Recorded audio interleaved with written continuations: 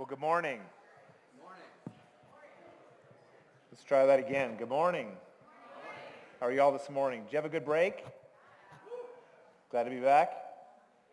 That's a little quieter there. Good morning. Well, this morning we've got a special chapel for you. We know that a lot of our students here are first-generation students. And I was a first-generation collegian myself.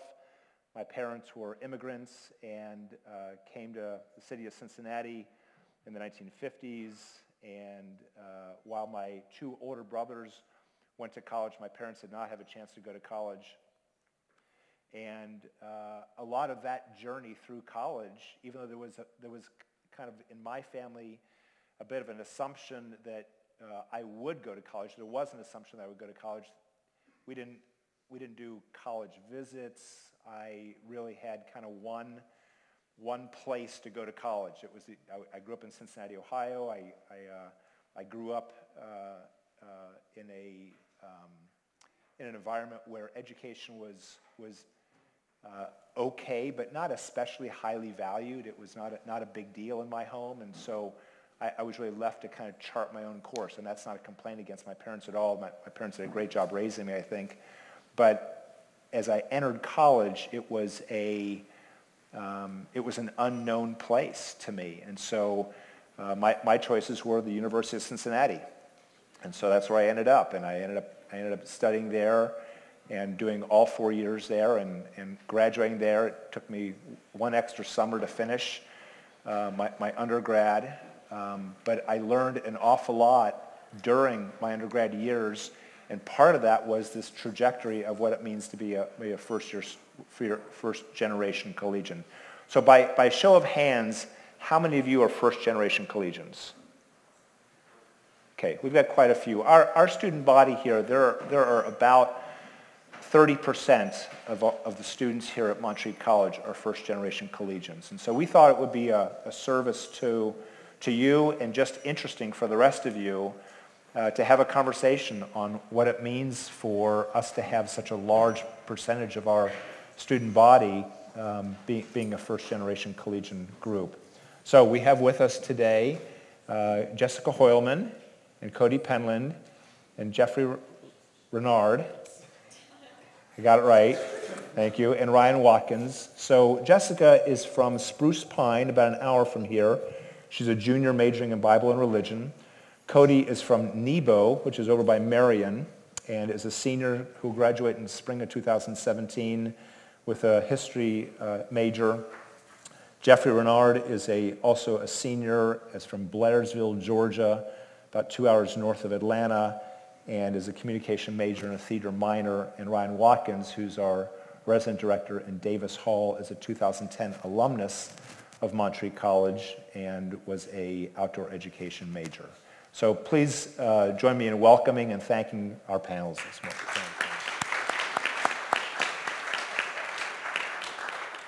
So what I'll do is I'm going to ask some questions, and then as we get into the conversation, I'll invite you now, if you want to begin to text in your questions. I'd like for you to join into the conversation, as we've done many times before. Text in your questions. You've got the text number up on the screen. And after a few minutes of my asking questions, I'll begin to log into yours. So, Jessica, if you just start and kind of tell us, how is it that you got to Montreat College? That's really loud. My high school did visits once a year for the juniors and seniors to different colleges. We take a whole day and go to about 3. When I was a sophomore, I came here and I loved it, and then I kind of forgot about it until I was a senior again, and I was seriously looking at colleges, and I remembered Montreat and how much I just loved the place, and it was Christ-centered, and I want to be a missionary, so it fit into that, and I prayed about it a lot. And Cody, how about you? How'd you end up at Montreat? So growing up around here, I'd always heard of Montreat. So after working a couple years and helping get food on the table at the house, I realized I needed to go off to school. So I knew I didn't want to go really far, and I've always grown up here in the mountains. So Montreat was a perfect fit. I visited here and absolutely loved the campus and the sense of community. So, Jeffrey, how about you? I'd actually never heard of Montreat until senior year of high school, and my only other plan was to graduate high school, get a job at McDonald's, get a crappy apartment, and then just wing it from there. I had 2 requirements for colleges that sent me information. If they didn't fit these requirements, I wouldn't even open the envelope. Number 1, they had to openly broadcast themselves as a Christian college, and number 2, they had to spell my name right. And of all the schools that I sent information for, Montreat was the only one that had both of those. And Kudos to the admissions office. Well done. I'd scheduled a tour and didn't tell my parents, and so I get a call. They're like, hey, this is so-and-so from Montreat. We have you scheduled for a tour. I'm sitting there like, oh, that's 2.5 hours away. I haven't told my mom. Yeah, that's not going to happen. Thanks, though. And so I didn't end up seeing the campus until registration day. It's not a completely isolated story. I've heard of a number of students who came here sight unseen. I don't think it's the norm, but I don't think you're alone either. Ryan, how'd you end up at Montreat? I was a transfer student to Montreat. I started out in a community college in Florida for 2 years, and I got a 2-year degree. It was general education, and there was an elder in my church that would always joke if I was studying to become a general, because I didn't really have a plan, and it was general education. And it wasn't a very funny joke, but he used it a lot. So I ended up coming up to North Carolina as a college student, and I visited a camp up here, and I just fell in love with this idea of using outdoor education to teach people and bring people closer to God. And the camp director told me about Montreat College, and that's what got me to visit the college. But what actually got me here as a student was the community that I experienced when I visited. So when the 4 of you were in high school, what was the level of expectation that you would go to college? Was there a high level of expectation? Was there kind of your choice, whatever you wanted to do? Was it kind of off the radar screen until late? I mean, what was the thought process for each of you through the high school years? Did you expect to go to college, or did college kind of sneak up on you as a little bit of a surprise at the end? Anyone? My high school pushed college a lot. So from the time I entered high school, we started looking at colleges almost online and guidance for that. And my parents also really wanted me to go to college. They never told me I had to, but they really, really wanted me to. Mm-hmm. Someone else? Expectation during high school. Give us a window into your thought process. When I was in high school, I really liked my technology classes and things like that, and I loved to design things. So originally I was thinking of going to college and becoming an architect. So that's kind of what got me thinking about college and in general. Okay. Jeffrey? I think the expectation was, it was more likely for me to graduate, get married, and start a family than to attend college. So I didn't expect it at all until senior year of high school, when one of my friends who's attending here as well, comes up and it says, hey, heard you like hiking, check out the small Christian college. And that was spring of my senior year, so it was all very late, very sudden, very last minute.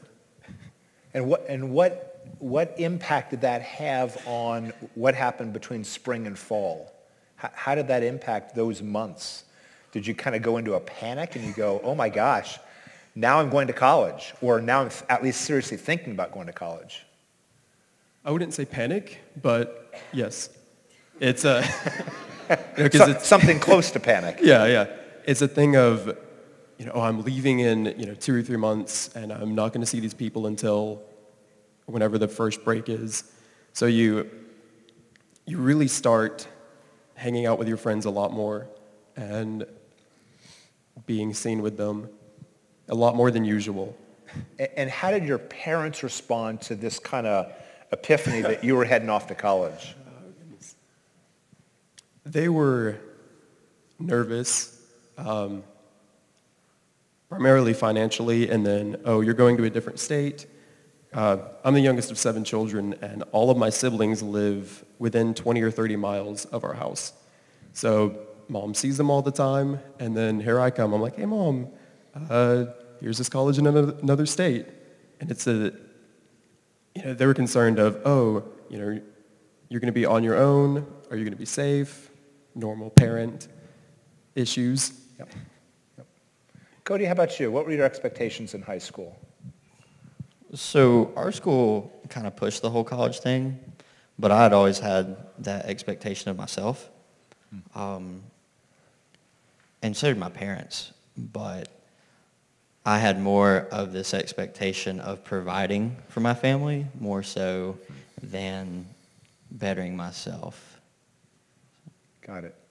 So for each of you, can you identify a person or a small group of people that you can look back and say, this was the person that kind of really nudged me, pushed me, encouraged me, gave me a sense of hope or vision, really gave me the confidence that I ought to do college, that I could do college, that this is really my trajectory?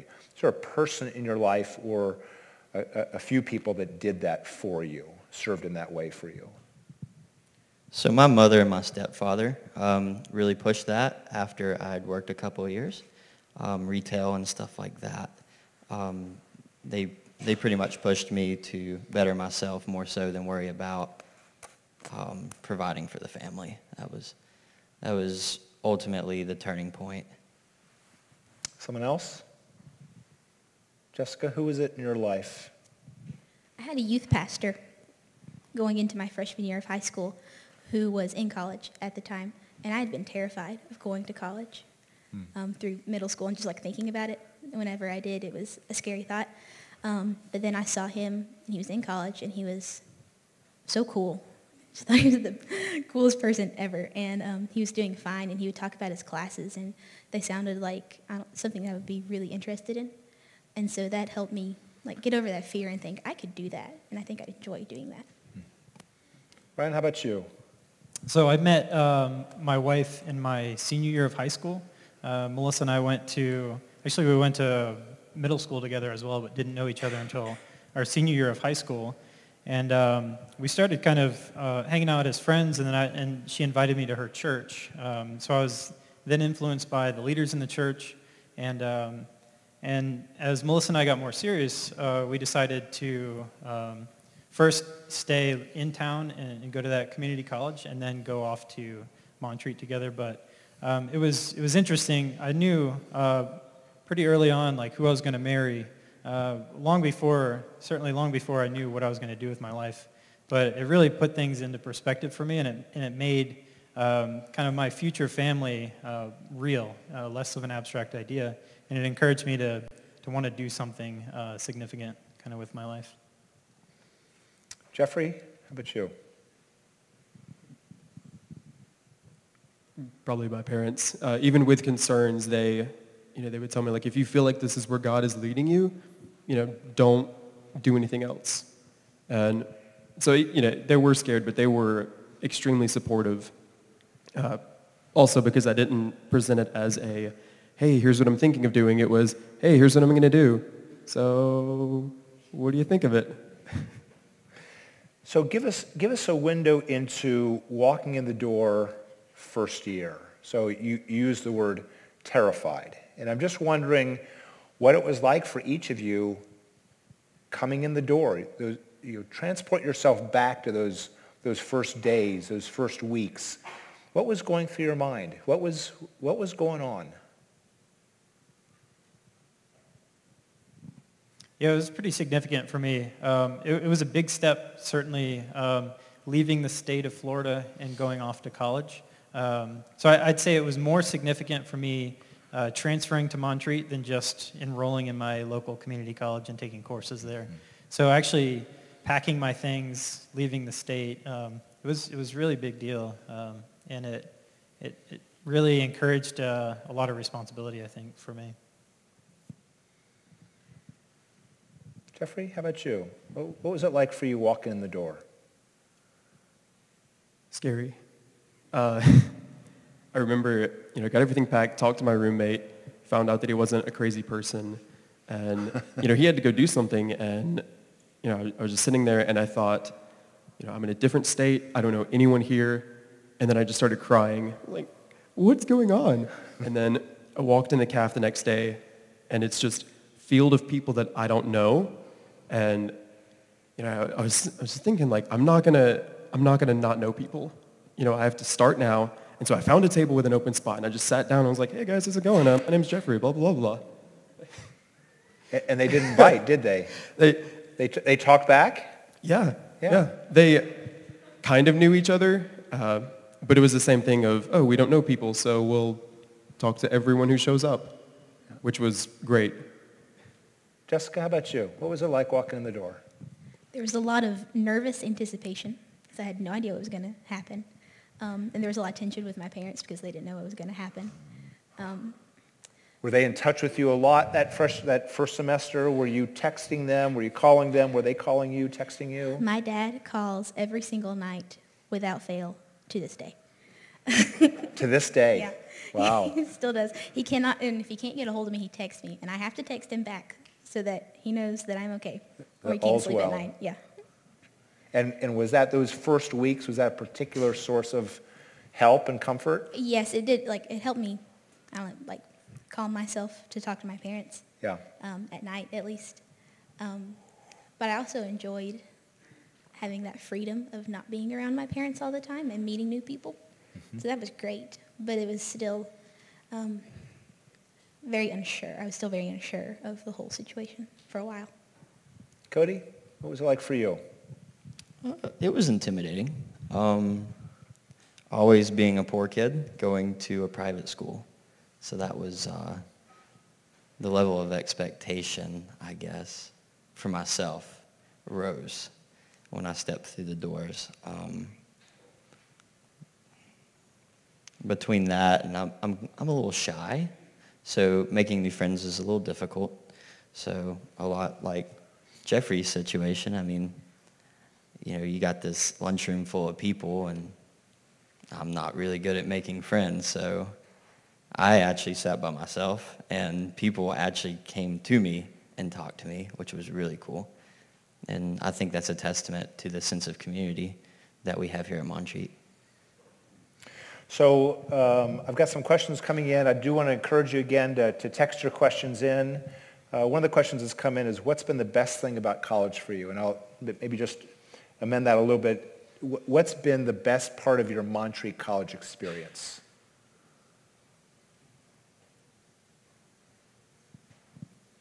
I think being at Montreat really helped me develop critical thinking skills. And the courses in outdoor education are actually really challenging. There were plenty of lit reviews or reflection papers and developing curriculum and things that just really forced me to develop a clear sense of thinking and really develop my thoughts, at least on paper. I'm still not great at public speaking, but it really did. It forced me to develop my critical thinking skills. Someone else. What's been the best part of college for you? I think probably one of the best things is the opportunity. I say opportunity, but you're kind of forced to find who you really are as a person, and then if that's not who you want it to be, then make yourself sort of who you really are. And I forgot what I was going to say. That's one of the best things. Cody, Jessica, highlights.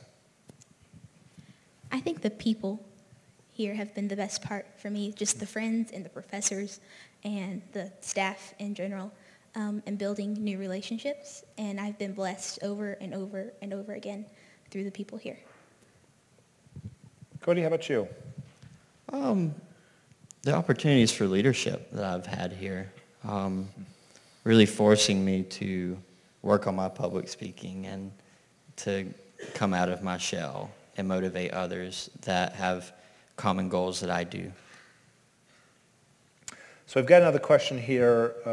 Were there things you wish your parents had known about the college search process And are there things about college life that your parents don't understand?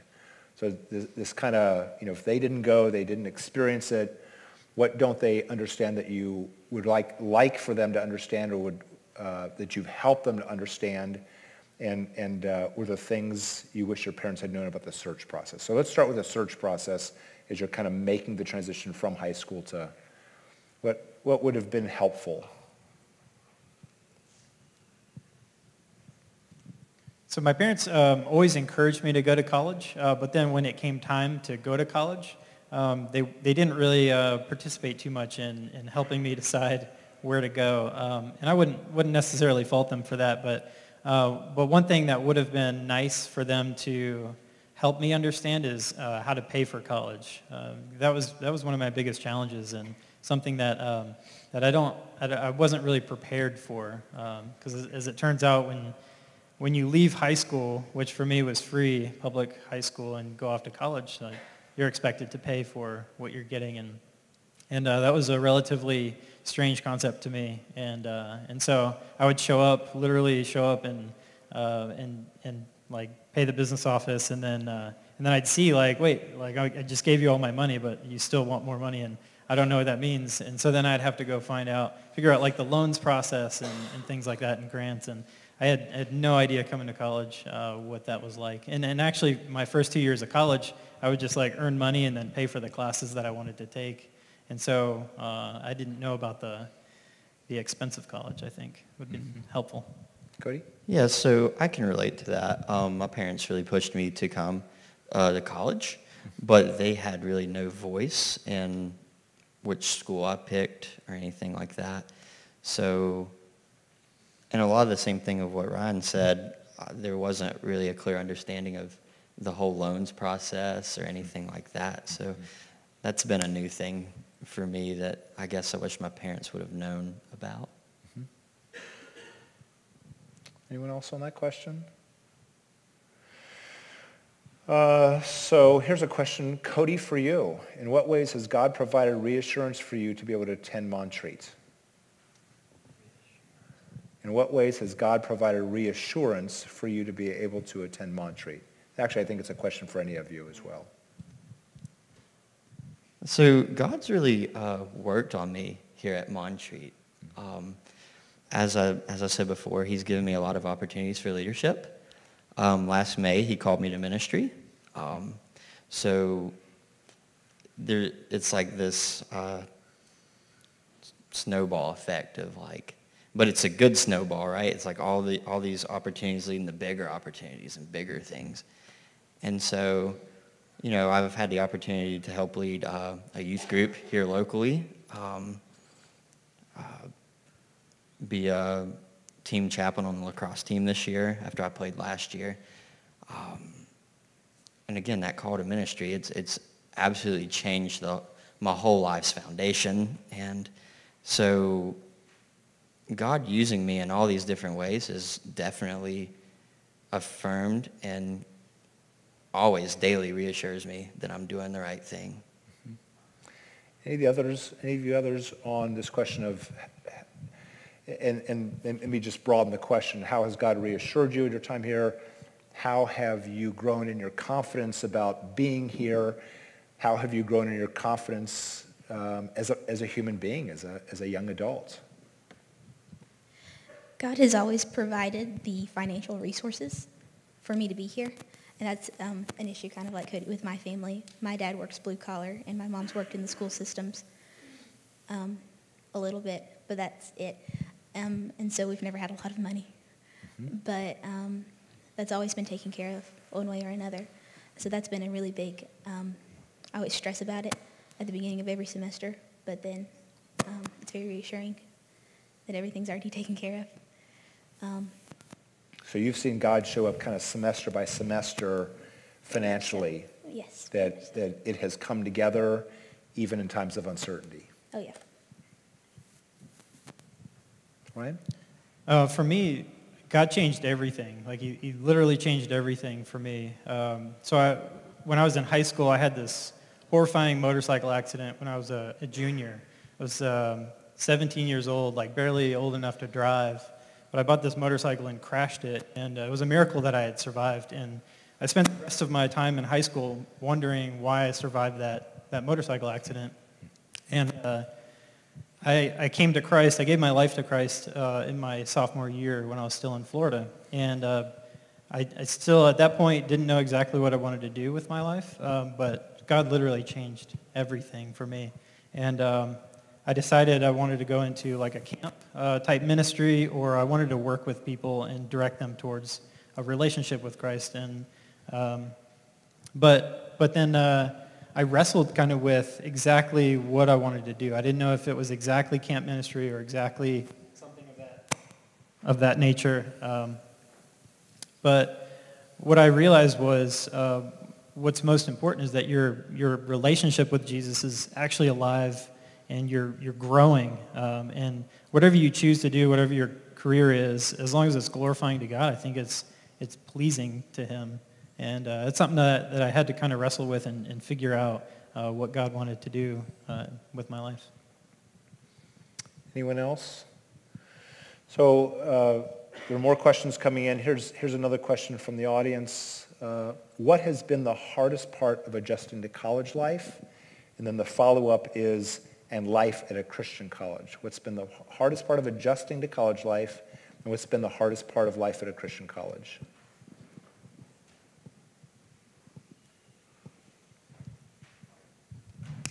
So coming from a close-knit family, kind of being on your own, alone, is a little tough.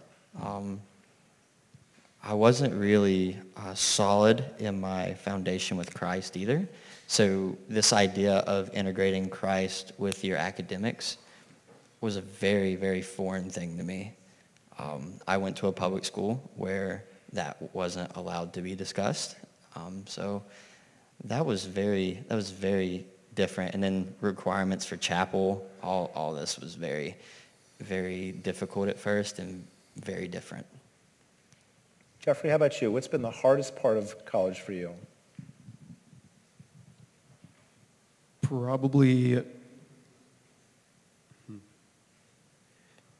you're thrown into a community of loving, kind people, but at the same time, it's probably one of the loneliest times of your life because it's just you, and you don't have anyone to look to. So when problems come, you can't. I mean, yeah, you can call your family, but it ultimately comes down to what you believe in, and then what you decide is right. And I guess that was also difficult too, is one of the things that really surprised me was, you have people who are serious about their faith, and then people who, are like, oh yeah, like I know God, blah, blah, blah, blah, I'm gonna go drink now. So it was difficult seeing that, but I forgot what I was gonna say.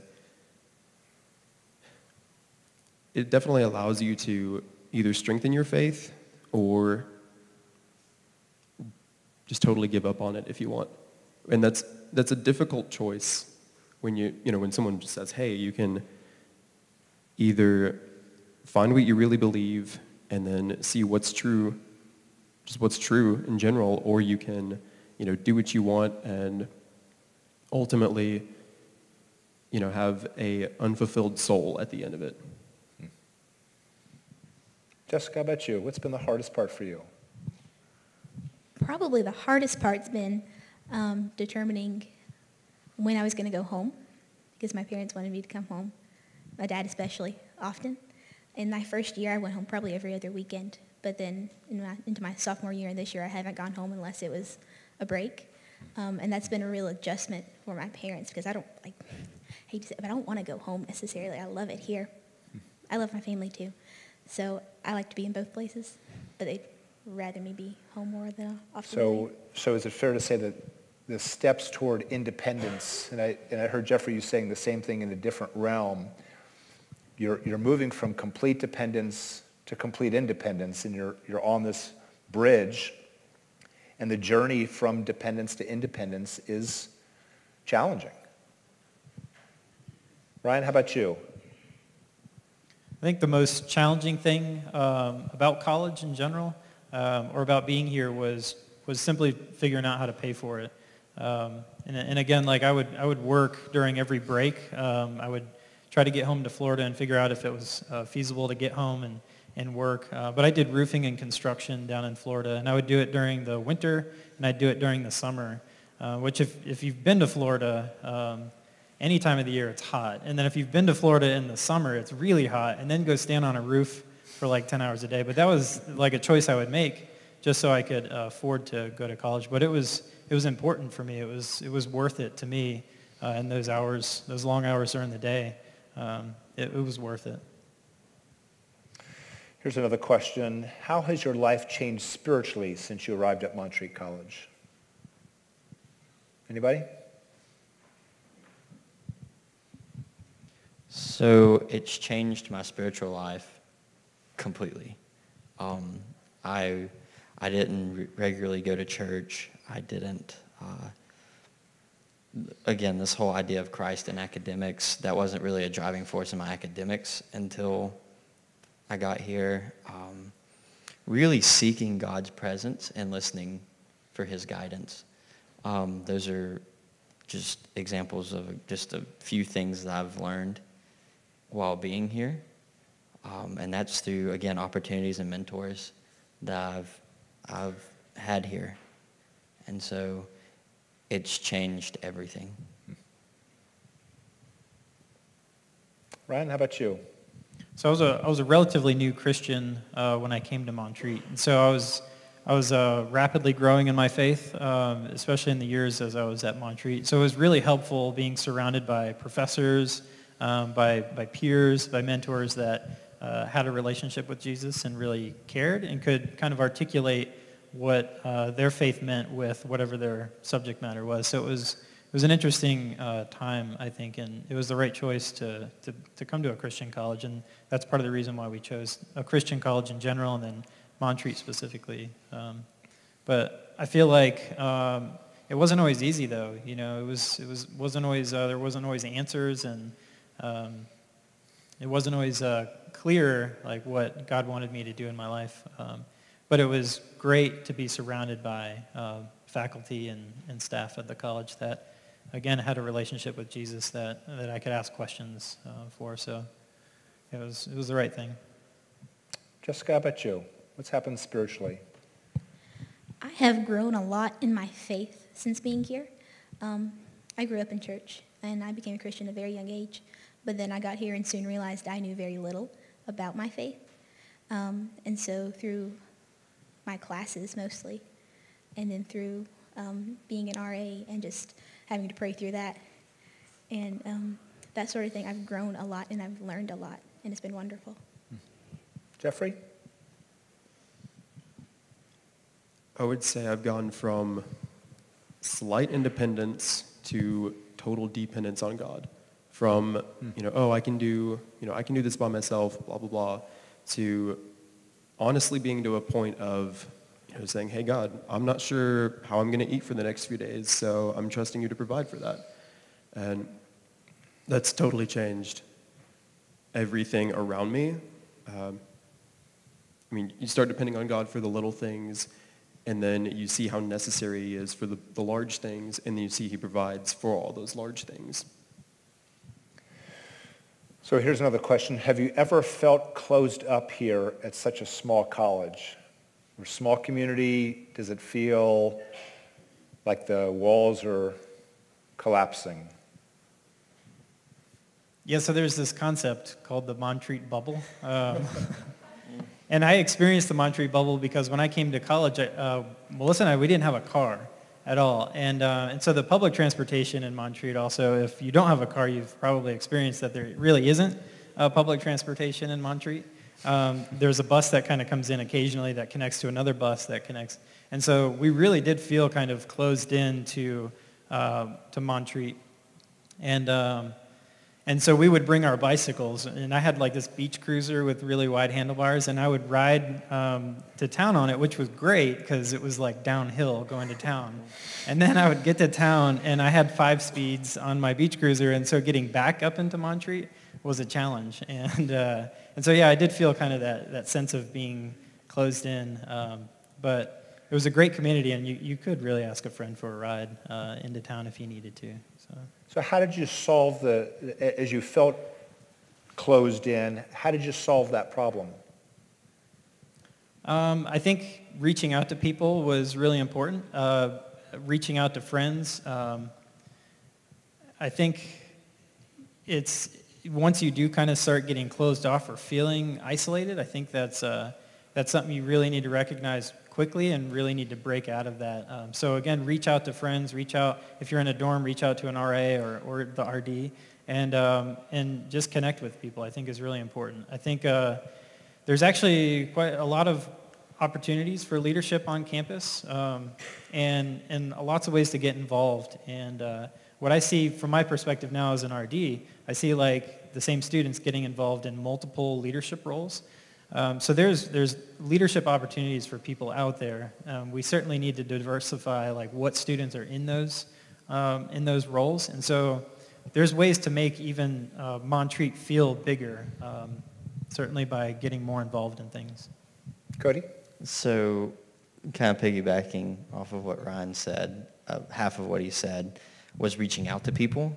Yeah, I would say that's how I would kind of cure that whole closed up feeling. On the contrary, I come from a very small place, so this is big. Yeah,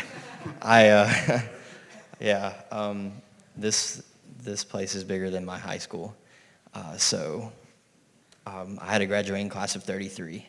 So yeah, I mean I'm used to the whole small community, so to speak, but yeah, just reaching out to people and just hanging out with people, getting to know their stories and stuff. It's a sure cure for the whole closed up feeling. Yeah. Jeffrey, Jessica, how about you? Have you felt like felt closed in? And if so, how did you solve that? As the semester goes on, it gets smaller. I think I'm used to a small town as well, so it's not bothersome in that way, but eventually I just want to stop thinking about school for a couple of hours. And so going into Black Mountain or going to Asheville with somebody it's refreshing. And have you found transportation to be difficult or relatively easy? I've always had a car, so that hasn't been hard. Okay. I didn't have a car my first year, and so it was very difficult I've been on campus for 2 weeks in a row. I just need to get out. I can't walk anywhere. I mean, you can, but then everyone looks at you and they say, why'd you walk there? I could have given you a ride. Why didn't you tell me that? So it definitely forces you to, if you really want to get out, to get outside of yourself and contact people, even strangers. That happens. So here's another question from our audience. Thinking back to your freshman year, would you do anything differently? And we talked about a question like this before we walked in the door today, and so I'm going to add a little bit to it. Is there a mistake that you made early on, freshman year in particular, that if you had a chance to do a do-over, what would that be? Perhaps not putting a focus on time management right away. Not really thinking about juggling different things. I was playing a sport and doing school and doing other things, and for a while I really struggled with that because I did not implement any sense of time management. And when did you begin to make that shift? When I realized that I needed to study for midterms my first semester. I kind of got hit hard with that real fast. So, yeah. And did it stick? Did you then kind of get into that you then gained some time management skills, or was it kind of hit or miss for a while? It was hit and miss for a while. I did well in my midterms, by the way. But yeah, I mean, it wasn't totally successful right away, but I think that's the whole trial and error thing. You try different things and find the way that works best, and I think I've learned that in my time here. Jeffrey, how about you? A mistake you'd like to do over? There was a girl my freshman year from back home. We were talking and then we dated. This could take a while. So we were in a relationship, and I spent all my time on that. And some of my friends would come into my room and say, "Hey, we're gonna hang out," and I would say, "No, I'm gonna Skype my girlfriend."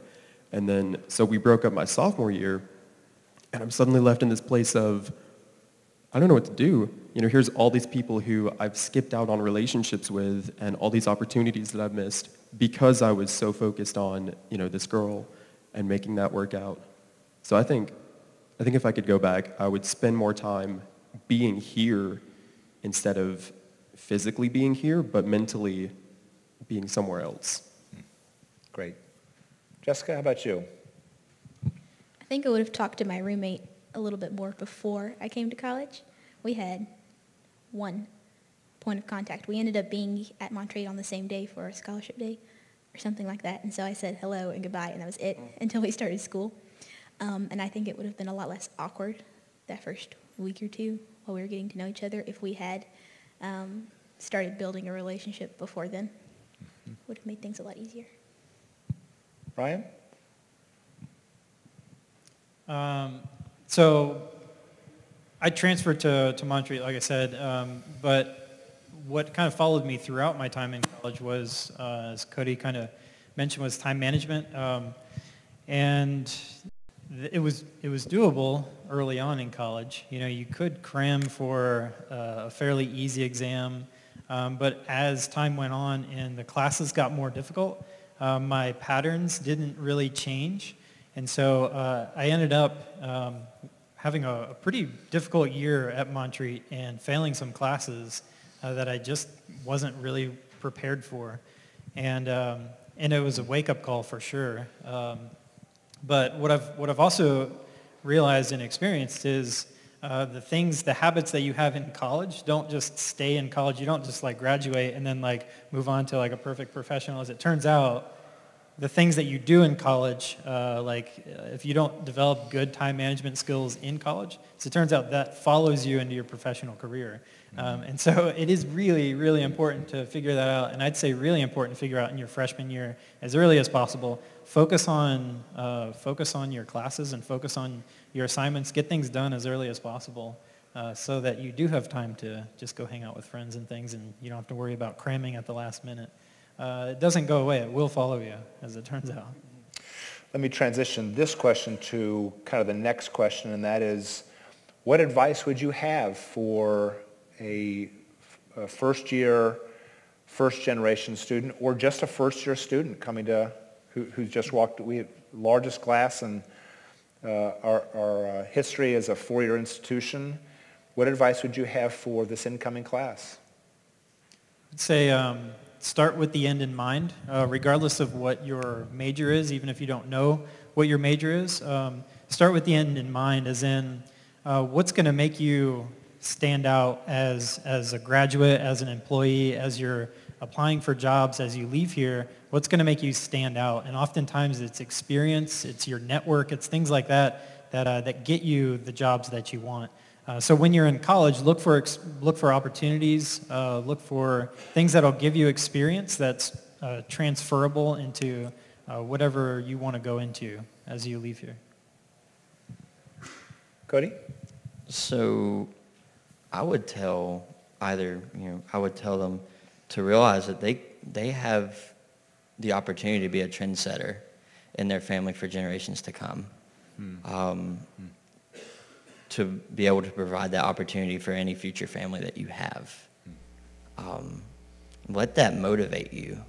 Let that put this burning passion in your heart, and let it motivate you and give you the energy to have the end in mind to get through college and to strive for excellence. Jeffrey? I think for the first generations, there's a lot of pressure, but don't focus on it. You're only here for 4 years, hopefully. Do everything you can to be totally invested in this campus. Talk to everyone you can, do every single activity that's offered, every single thing, so that when you leave, you don't look back and say, oh, I wish I would have blah, blah, blah. I wish I would have done whatever. Jessica? I would say for first-generation students especially, to talk to somebody who has been to college before and has gone through the process that your parents don't know anything about, especially with financial aid. That can make it a lot easier, knowing the steps to do to get that and make it easier on yourself. Yeah, So lean on people with experience, yes. like you all. They'll be available afterwards for counseling.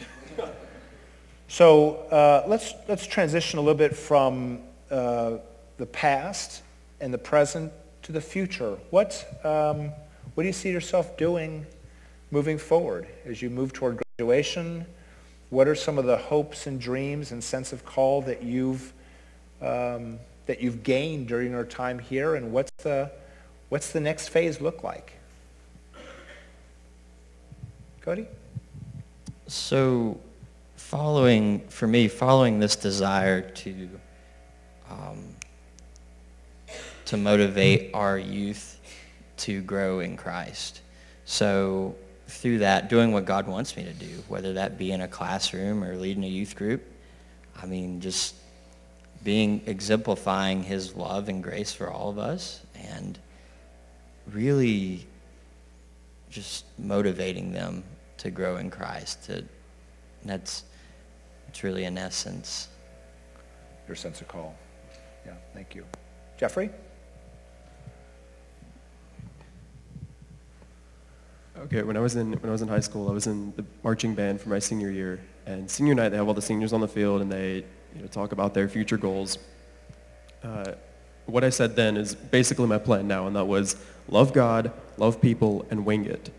And I know that any plans I make are honestly going to pale in comparison to anything that God has, and the only beneficial thing I can do is just to say, all right, God, do whatever you want.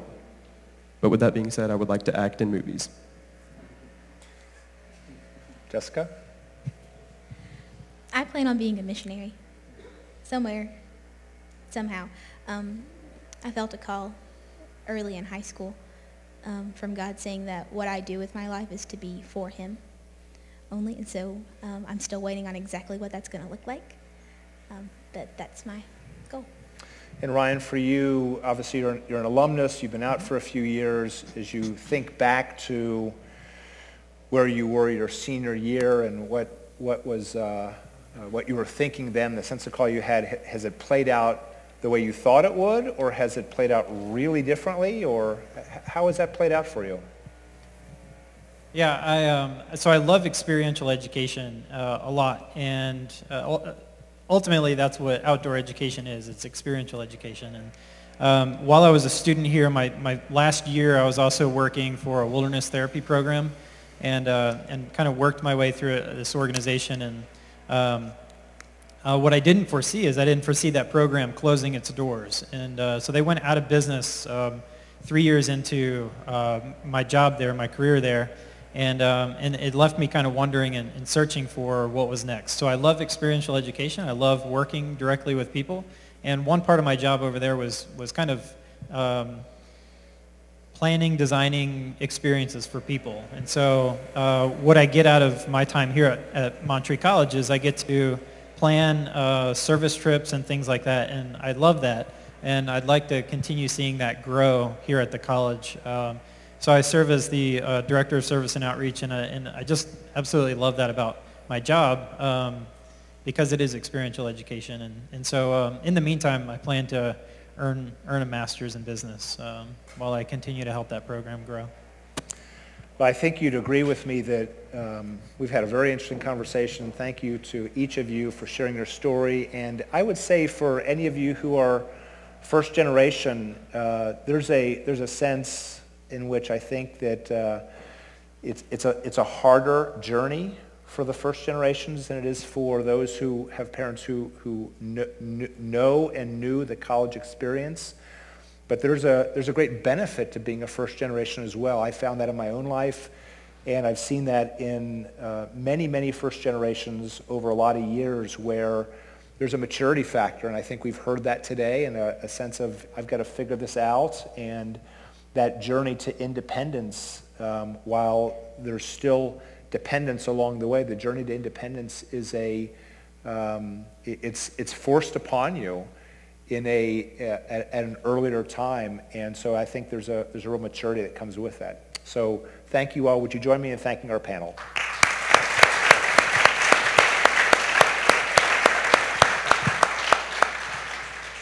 Let me close us in prayer. Lord, thank you for this time and for your goodness and for all of our students, both first generation and those that come from families where college is part of the background. And pray that you would continue to do your work in all of us this semester. We thank you for showing up here at Montreat College, and it's in Christ's name we pray. Amen. Have a great day.